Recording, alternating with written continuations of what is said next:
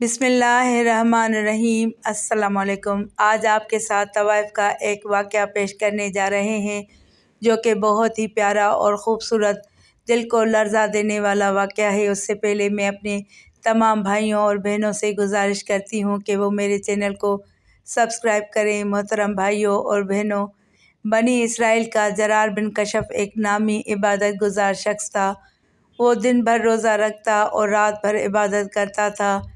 ایک رات جب وہ پچھلے پر سویا تو اس نے خواب میں دیکھا کہ اس کو اپنے شہر کی سب سے خوبصورت فاحشہ عورت بتوں کی پوجا کرتے دکھائی گئی اور اشارہ ملا کہ اس کو تبلیغ کرو۔ جب آنکھ کھلی تو جرار بن کشف بہت حیران ہوا کہ میں اس فاحشہ کے اڈے پر کیسے جاؤں، سارے لوگ مجھے شک کی نگاہ سے دیکھیں گے۔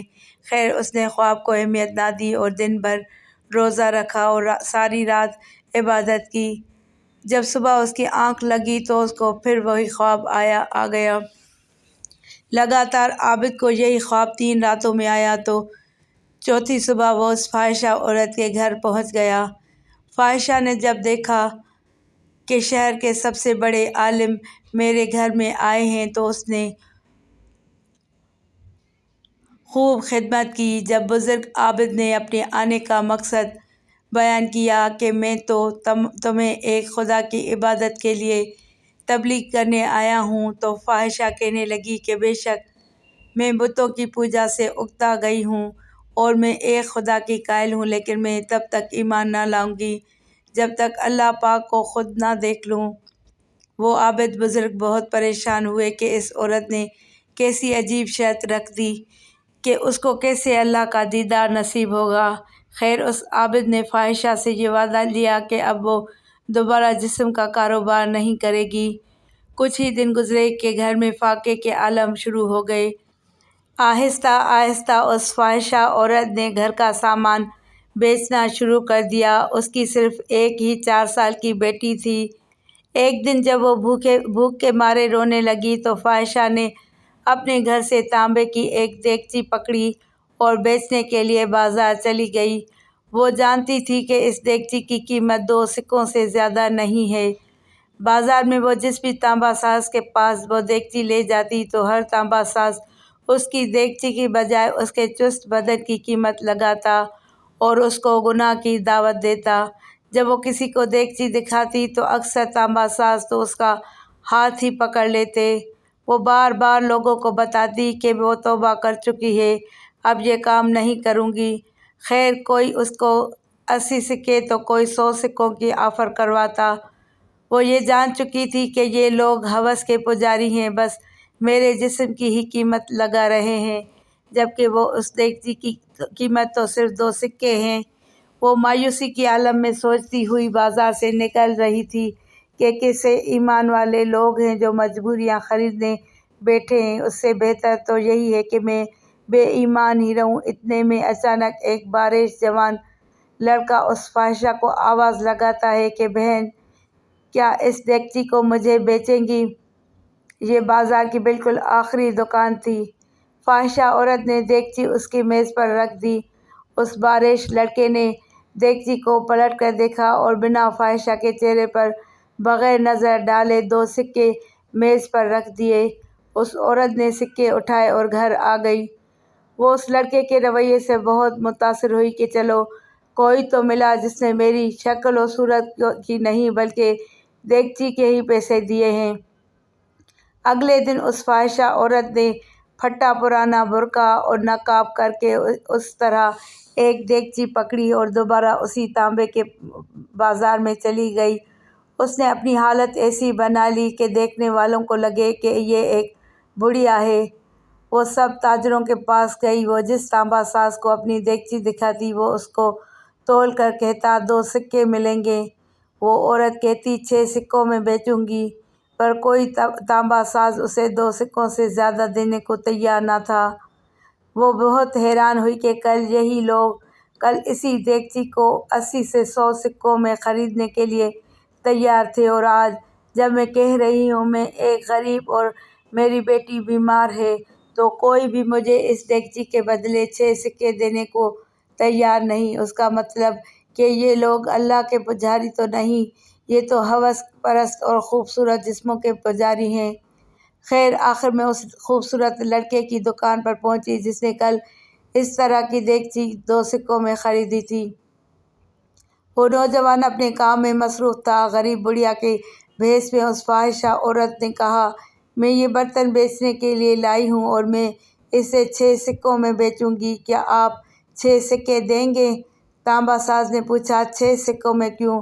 اس عورت نے بات بناتے ہوئے کہا، میری بیٹی ہے، ڈاکٹر نے اس کے لیے نسخہ لکھا ہے جس کی قیمت 6 سکے ہیں۔ تانبا ساز نے دیگچی لی، کہا، ماں یہ دیگچی بہت عمدہ اور نہایت قیمتی ہے، اگر آپ بیچنا ہی چاہتی ہیں تو میں اسے 80 سکوں میں خریدوں گا۔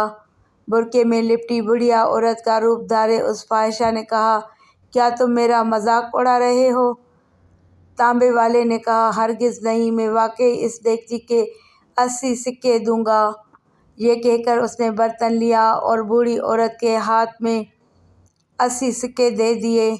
بوڑھی عورت بہت حیران ہوئی، دعا دیتی ہوئی جلدی اپنے گھر کی طرف چل پڑی۔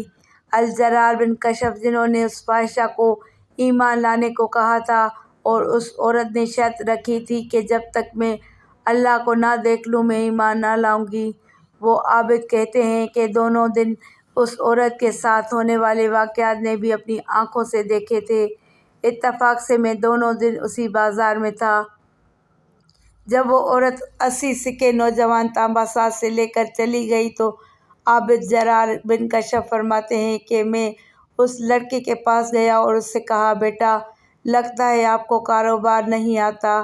بازار میں کم و بیش سبھی تانبا والے دیگچی کو تولتے تھے اور 2 سکوں سے زیادہ کسی نے اس کی قیمت نہیں لگائی، لیکن آپ نے 80 سکوں میں اسے خریدا۔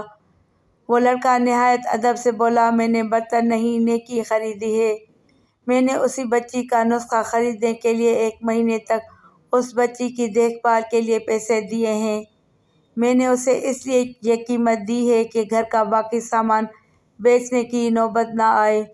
عابد کہتا ہے، میں سوچ میں پڑ گیا۔ فتح الباری کی حدیث قدسی 6502 ہے جس کو امام بخاری اور امام احمد بن حنبل نے بھی روایت کیا۔ اللہ پاک ارشاد فرماتا ہے، جس نے میرے ولی کو تکلیف دی میرا اس کے خلاف اعلان جنگ ہے، اور میرا بندہ کسی چیز کے ساتھ میرا تقرب حاصل کرنے کی کوشش میں ہے تو مجھے وہ اس سے بھی زیادہ پسند ہے جو میں نے اس پر فرض کیا ہے۔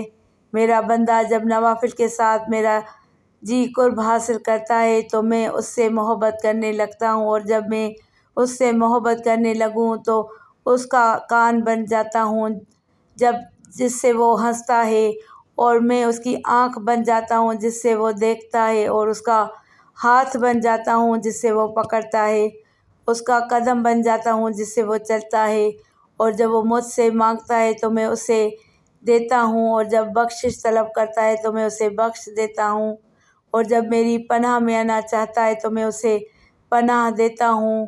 دوستو نظر رکھیے، غریبوں کی مدد کریں، بوڑھوں کا سہارا بنیں، اور خاص کر بیوہ عورتوں اور یتیم لڑکیوں کی دل کھول کر مالی امداد کیا کریں تاکہ وہ کہیں جسم بیچنے جیسے مکروہ کاموں میں نہ گھس جائیں۔ بے شک مجبوری ہی انسان کو برائی کی طرف لے جاتی ہے۔ آئیے آج ہی سے عہد کرتے ہیں کہ صدقہ و خیرات کو اپنی زندگی کا ایک خاص مقصد بنا لیں گے۔